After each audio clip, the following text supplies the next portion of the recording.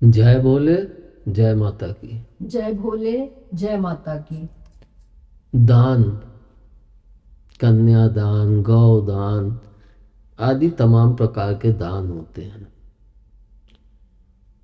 और हम जब पूर्णमासी में या अमावस्या में गंगा जी या कभी भी ऐसे ही कोई धार्मिक पर्व पे गंगा जी में स्नान करने गए या मंदिर जाते हैं तो वहाँ पे देखते हैं पंडित लोग कि गौदान कर दो, तुम्हारे को भवसागर से पार कराने के लिए गौ की आवश्यकता पड़ेगी। अब जिसकी जैसी हैसियत होती, गंगा जी किनारे तखत पे बैठे होते हैं और गौदान कर दो, एक छोटी सी बछिया लिए पूंछ पकड़ के दान कर दो। किसी ने 11 का किया, किसी ने 21 का किया, किसी ने 51 का किया। क्या यह दान उपयुक्त है? एक गाय कितने की आती है? दान का मतलब मेरे को तो दान से ही एक एलर्जी टाइप की होती है कि दान क्या होता है। हम मानव हैं और प्रभु ने इंसानों को बनाया तो इंसान के प्रति हमें सहयोग करना चाहिए। पूर्व समय में जब राजा लोग या बड़े बड़े धन्ना सेठ लोग गाय का दान करते थे तो वो दान नहीं, वह गाय को उन ऋषि मुनियों को देते थे ताकि उनके आश्रम में जो शिष्य या जो छात्र लोग पढ़ रहे हैं उनको खाने पीने में कोई दुविधा ना हो। और कहते थे जब दान दी हुई चीज का कभी प्रयोग नहीं करना चाहिए या वहां पे उसका कोई चीज नहीं खानी चाहिए। तो यह भी बात मेरे को नहीं समझ में आती। मेरी जो भाव होता है वह यही होता है कि हम किसी को सहयोग कर सकते हैं। दान करने के लिए हमारा है ही क्या इस संसार में। हम तो खाली हाथ आए थे और खाली ही हाथ जाएंगे। जो कुछ प्राप्त किया यहीं पे प्राप्त किया, जो कुछ प्राप्त करके नष्ट किया वो भी यहीं पे किया। तो गया क्या हमारे साथ? सिर्फ हमारे कर्म जाते हैं हमारे साथ। लोग कहते हैं कन्यादान, इसके भी मैं विरुद्ध हूँ। कन्या क्या दान करने की वस्तु है? कन्या कभी दान नहीं करनी चाहिए क्योंकि हमारी बेटी है।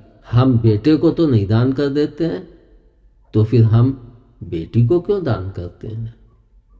बेटी भी तो हमारे शरीर का एक अंश होती है और हम अपने उसके मर्जी के बगैर उसको कैसे दान करेंगे? तो हमें कन्यादान भी उपयुक्त नहीं लगता है। हाँ, कन्या के सहयोग और उसका एक सही मार्गदर्शन करने के लिए जो भी उसका वर चुने उसको सही ढंग से चुनते ही सभी लोग हैं। अपनी बेटी के हिसाब से प्रत्येक व्यक्ति अपनी बेटी के लिए अच्छा ही वर चुनता है। सब क्रियाएं करे, फेरे करे, सब करे, वह सब वाजिब हैं। लेकिन कन्यादान मेरे को कभी भी उपयुक्त नहीं लगता है। इसका मैं एक उदाहरण भी आपके सामने देता हूँ।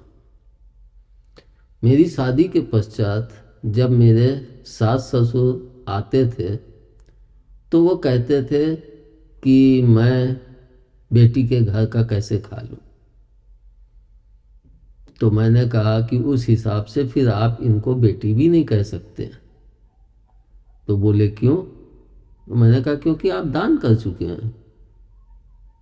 उस समय मुझे भी ज्ञान का, क्योंकि मेरी भी कोई ज़्यादा उम्र नहीं थी, 22 वर्ष की उम्र में शादी हो गई थी, तो इतना परिपक्व ज्ञान नहीं था। लेकिन बाद में जब आते थे कहते थे तो मेरे मन में हमेशा यही मुंह से निकलता था कि जब आपने दान कर दिया तो क्यों लेते हैं। इसलिए आप उस दान को भूल जाइए। आपने एक क्रिया की, वह क्रिया संपन्न हो गई, लेकिन आपने दान न मैं स्वीकार करता हूँ। मैं जैसे आपका पुत्र है वैसे ही मैं भी आपका पुत्र के समान ही हूँ। और मैं हमेशा यह बात भी कहता हूँ कि मैं कभी भी अपनी बेटियों का कन्यादान नहीं करूँगा। बाकी सारी रीतियाँ करूँगा, सामाजिक जितनी रीतियाँ वो सब करूँगा, लेकिन कन्यादान कभी नहीं करूँगा। मैं अपनी बेटी का क्यों दान करूं? क्या उससे मुझे प्यार नहीं है? सिर्फ बेटे से ही प्यार होता है। बेटियां कितनी ममत्व से भरी होती हैं, अपने पिता के हर चीज के लिए कितना अंतिम समय तक प्रयत्नशील रहती हैं, लेकिन हम उनका दान करने चले। और जैसे कि अभी खिचड़ी आ रही है, लोग खिचड़ी का दान करते हैं। अच्छा है, क्योंकि दान नहीं, सहयोग, एक गरीब को हमने खिचड़ी उठा के दी, दान कर दिया या दी, सहयोग किया, ताकि वह एक समय या 2 समय उस खिचड़ी को बनाकर अपनी क्षुधा की पूर्ति कर सके। और आजकल तो मैं यह भी देखता हूँ कि बहुत से लोग खिचड़ी बनवा के बांटते हैं। वह ज़्यादा अच्छा है, लेकिन उसके लिए एक लंबी रकम चाहिए, बहुत लंबी तो नहीं, लेकिन फिर भी 2,000-3,000 रुपये चाहिए। तो हर व्यक्ति नहीं करता है, क्योंकि भगौना ये वो सब सामान भी चाहिए। लेकिन बनवा के अगर हम दें, वो ज़्यादा उत्तम है, बांट दें। क्योंकि जो भी निकल रहा है, भूखा है, रिक्शे वाला जा रहा है भूखा है, ला खा ले, तो उसकी जब क्षुधा पूर्ति होती है तो उसको एक शांति मिलती है। और जब शांति मिलती है तो वह दिल से आशीर्वाद देता है कि तुम्हारा भला हो, तुम भी सुख की प्राप्ति करो। लेकिन वही जब हम चावल, नमक और घी पुड़िया बांध के जाके दे आते हैं, तो पंडित कहता है कुछ भी नहीं, ला अच्छा खिचड़ी लाए हो, उठाया एक किनारे धर ली। कुछ कहता है कभी? कृष्णार्पण कृष्णार्पण, किसको कृष्णार्पण कर रहे हो? प्रभु को। का हाथ में जल रख लो, तुलसी रख लो, कुछ पैसा रख लो, और सब चीज को छू के कृष्णार्पण कह के और जल को डाल दो। प्रभु को हम अर्पण करेंगे जो स्वयं हमें दे रहा है। अरे उनके बनाए इस मानव जगत को अर्पित करो। अगर तुम्हारे पास ज्यादा है, जो भी चीज ज्यादा है, गुस्सा हो, शक्ति नहीं, प्यार, भोजन, वस्त्र, जो जिसका जितना सहयोग कर सकते हो वो करो। अब उसको चाहे आप दान कह लीजिए या सहयोग कह लीजिए, क्योंकि दानी बनिए या सहयोगी बनिए। मेरी नज़र में सहयोगी बनना ज़्यादा उत्तम है एक दानी की अपेक्षा। इसलिए लोग कहते हैं कि यहाँ पे दान करो तो प्रभु अगले जन्म में तुम्हें वस्त्र देंगे, अगर वस्त्र दान करोगे, भोजन दान करोगे तो भोजन देंगे।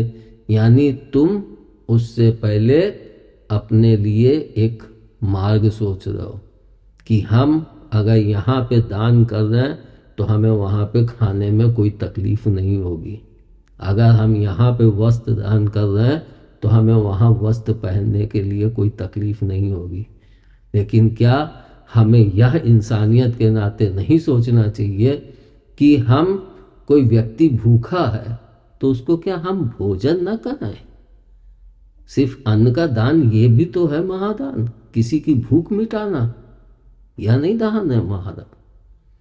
और किसी के पास वस्त्र नहीं है, वो जाड़े में कांप रहा है, अगर हम उसको वस्त्र पहना दें या वस्त्र दे दें तो उसके उस जाड़े से निपटने में एक सहयोग किया। जैसे भूखे के भूख को मिटाने में एक सहयोग किया, तो वह हमें दिल से आशीर्वाद देता है। और मैंने हमेशा कहा है कि जब कोई व्यक्ति दिल से आशीर्वाद देता है वह बहुत लाभदायक होता है।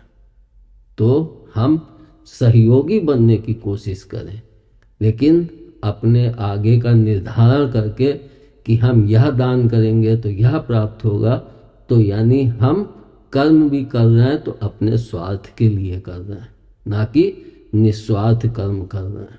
तो आप लोग किसी को भी भूखा है भोजन कराइए, गरीब है नहीं वस्त्र है, जाड़े में ठिठुर रहे हैं, उनको वस्त्र दीजिए। और मैंने बहुत देखा भी है।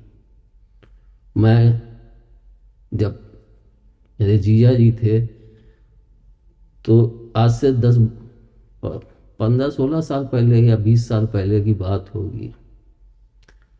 तो वो जब कानपुर आते थे तो जाड़े में वो 12-14 कंबल खरीद लेते थे थोक में, और रात में हम दोनों स्कूटर पे उसको रख के और निकलते थे, और सरसैया घाट और इधर जाड़े में जाते थे।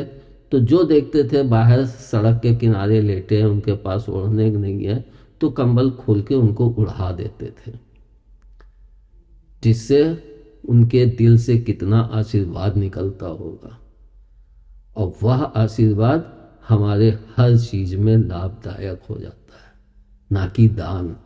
क्योंकि दान हम कामना के वशीभूत होकर करते हैं, लेकिन सहयोग हम कोई कामना के वशीभूत होकर नहीं करते हैं। इसलिए सहयोग कीजिए, और इंसान को इंसान का ही साथ देना चाहिए।